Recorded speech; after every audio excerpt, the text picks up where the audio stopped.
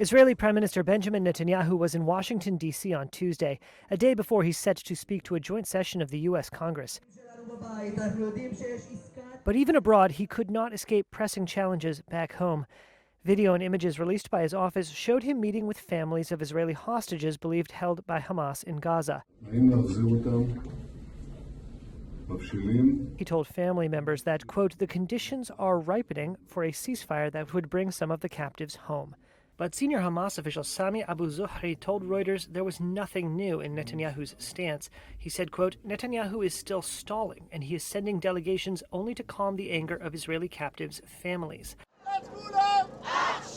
That anger was on full display in the days before Netanyahu left for Washington. Mr. Netanyahu, this is not the time for a show trip.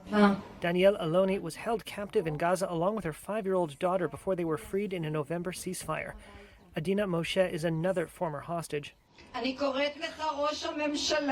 call on you, Prime Minister, don't go before you sign the deal.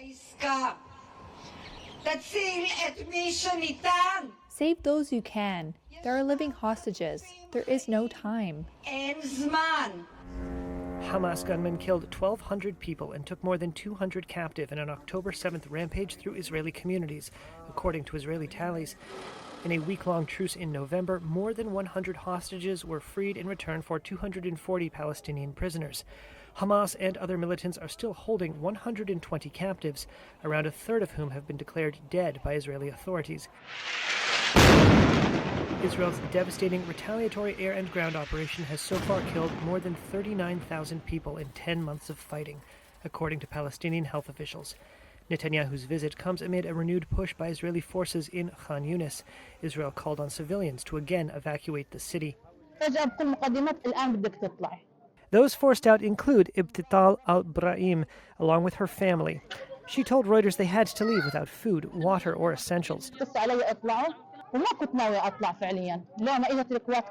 She said missiles were falling and she saw aircraft and tanks moving into her neighborhood. Months of efforts mediated by Egypt and Qatar to reach a new ceasefire in the war between Israel and Hamas gained momentum in recent weeks under a proposal outlined by U.S. President Joe Biden in May. An Israeli negotiation team was due on Thursday to resume talks that would include hostages being released in return for Palestinian prisoners held in Israeli jails.